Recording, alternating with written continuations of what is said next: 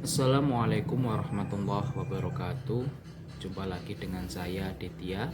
Kali ini saya akan menceritakan kembali materi dari kelompok 8 yang bertema Sistem Kesenian di Cirebon.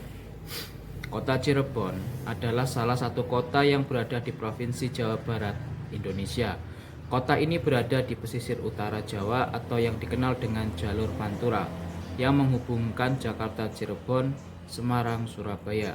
Kota Cirebon merupakan kota transit terutama bagi wilayah 3 Cirebon, yaitu Kuningan, Indramayu, dan kota Cirebon itu sendiri. Selain itu, Cirebon juga merupakan salah satu wilayah kabupaten yang termasuk ke dalam provinsi di Jawa Barat, yang pusat pemerintahannya berada di kota Cirebon. Seperti daerah lainnya yang berada di negara Indonesia, Cirebon juga memiliki aneka ragam kesenian dan kebudayaan tersendiri yang unik dan berada di daerah lainnya, yang mana kesenian dan kebudayaan itu telah lama diwariskan dari generasi ke generasi. Wayang kulit Cirebon, wayang golek ceplak Cirebon, wayang wong Cirebon, dan lukisan kaca Cirebon merupakan warisan budaya yang mencerminkan keindahan, kearifan, dan identitas oleh masyarakat Cirebon. Upaya pelestarian, pengembangan, dan apresiasi terhadap seni-seni tradisional ini menjadi kunci untuk menjaga warisan budaya yang berharga ini agar tetap hidup dan relevan di zaman yang terus berubah. Pembahasan kita kali ini yang pertama adalah tentang wayang kulit. Wayang kulit Cirebon adalah salah satu ragam wayang kulit yang ada di wilayah Nusantara, termasuk di dalamnya negara-negara Asia Tenggara. Di wilayah yang terdiri dari banyak pulau dan beraneka ragam etnis, jenis gaya wayang kulit begitu melimpah kita temui.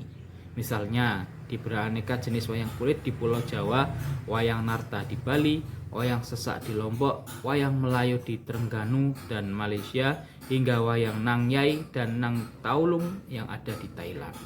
Berdasarkan penelitian Matthew Ishak Conan atau yang kita sebut Profesor Sinematografi dari Royal Holloway University of London yang dipaparkan pada acara bedah buku seni Tahta dan Sungging Wayang Kulit Cirebon di Institut Studi Islam Fahmina, menurut beliau perkembangan wayang kulit di Cirebon dari masa Hindu-Buddha ke masa Islam di wilayah Kesultanan Cirebon merupakan bentuk diplomasi dakwah. Wayang kulit Cirebon akrab diperkenalkan oleh para ulama dan para penguasa lokal atau yang disebut dengan Gegeden yang telah memeluk ajaran Islam sebagai media dakwah.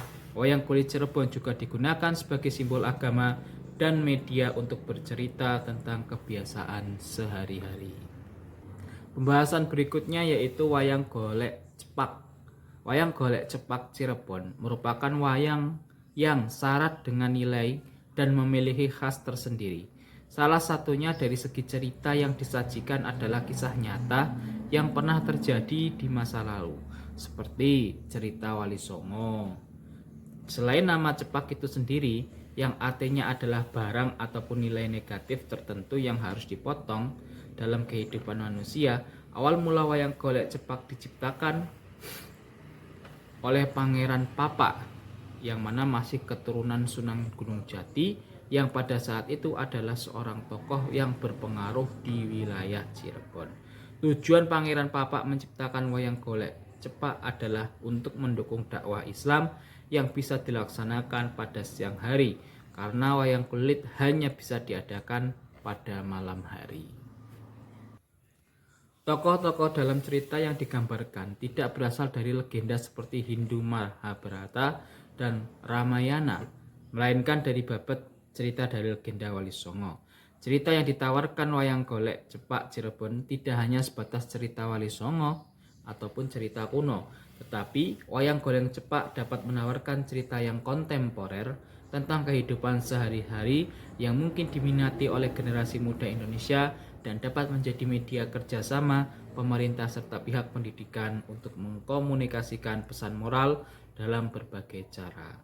Wayang golek cepak adalah harta karun yang harus dijaga oleh negara, apalagi budaya adalah harta dan mutiara yang sangat berharga yang harus dijaga dan dilindungi oleh pemiliknya.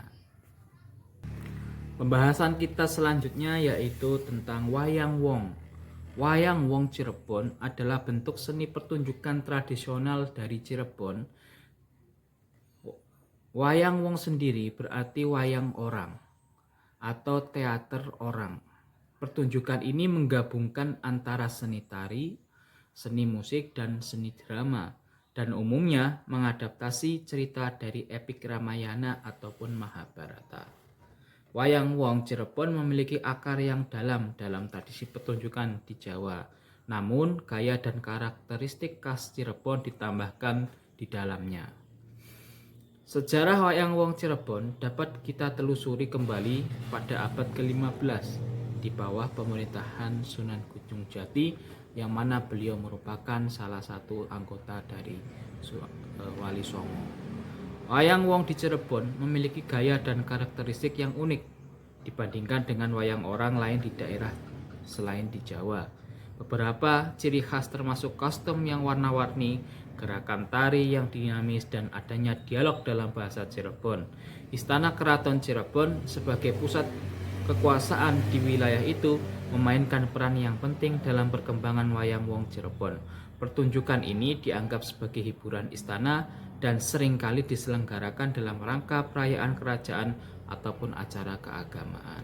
Wayang wong Cirebon adalah bagian integral dari kekayaan budaya Indonesia dan menjadi salah satu warisan seni pertunjukan yang berharga meskipun menghadapi berbagai perubahan dalam masyarakat modern.